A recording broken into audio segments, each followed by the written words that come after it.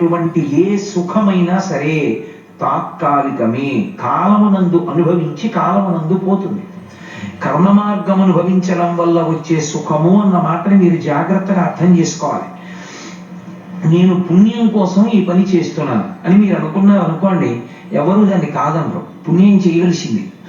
నేను పుణ్యం కోసం ఈ పని చేస్తాను, ఈ దేవాలయాన్ని కొంచెం అక్కడ తుడిచేసేయండి అన్నాను అనుకోండి, ఈ దేవాలయం నేను ఇవాళ తుడిచాను కాబట్టి నాకు చాలా పుణ్యం వస్తుంది, అందుకు తుడుస్తున్నాను అని అన్నారు అనుకోండి, అదేమీ సిద్ధాంతం వ్యతిరేకం కాదు, యథార్థమే. కొంత పుణ్యం వస్తుంది, నాకు కొంత పుణ్యం రావాలి అని కోరుకుని దేవాలయం తుడిచారు, మీ ఖాతాలో కొంత పుణ్యం వేస్తారు. ఇప్పుడు ఈ పుణ్యమైనా పాపమైనా అనుభవిస్తే కనిపోదు, అది దానికి ఉన్న లక్షణం. ఎవరు చేశానన్నాడో వాడు దాన్ని అనుభవిస్తే తప్ప ఆ పుణ్యం పాపం పోవు. కాబట్టి ఇప్పుడు ఈ పుణ్యం అనుభవంలోకి రావాలి. పుణ్యం అనుభవంలోకి ఎలా వస్తుంది? ఎప్పుడూ జ్ఞాపకం పెట్టుకోండి బాగా.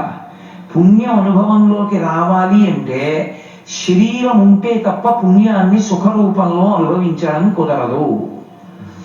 సుఖంగా అనుభవించాలి అంటే శరీరం ఒకటి ఉండాలి. మీకు ఒక ఉదాహరణ చెప్పాలంటే, బయట విపరీతమైన తాపంగా ఉంది, నేను ఒక ఏసీ ఒకటి కొనుక్కుని చక్కగా శీతలమైనటువంటి గదిలో కూర్చున్నాను అనుకోండి, పా ఎంత హాయిగా ఉందో, ఎంత చల్లగా ఉందో, సుఖంగా ఉన్నాను.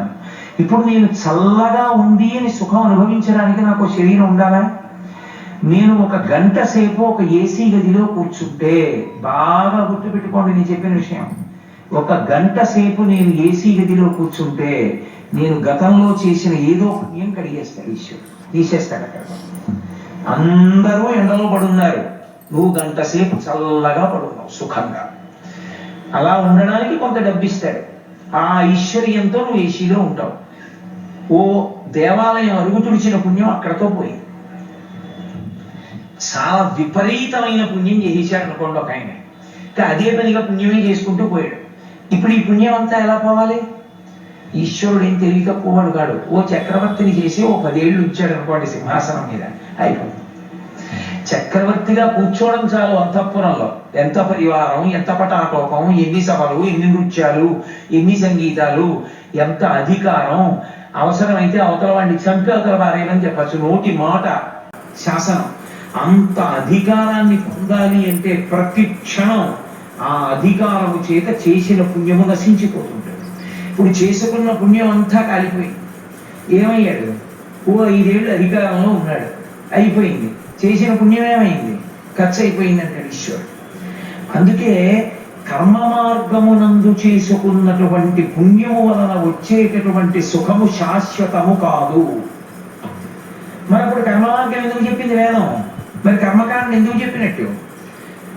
దేని కింద మార్చుకోమని చెప్తారంటే అది శంకరాచార్యుల వారు ప్రతిపాదించింది. శంకరుడు ఏది ప్రతిపాదించినా వేదాంతర్గతం, ఆయన సొంత సిద్ధాంతం. ఆయన ఒక్క మాట అంటే ఒక్క మాట ఆయన మాట్లాడాలి.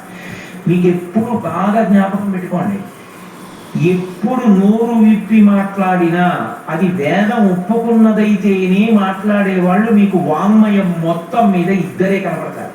ఇద్దరే. వేదం ఒప్పుకున్నదంటేనే మాట్లాడతారు వాళ్ళు, వేదం ఒప్పుకోలేదు వాళ్ళు మాట్లాడరు. నరుడిగా వచ్చి అలా మాట్లాడేది ఇద్దరే వాంగ్మయంలో.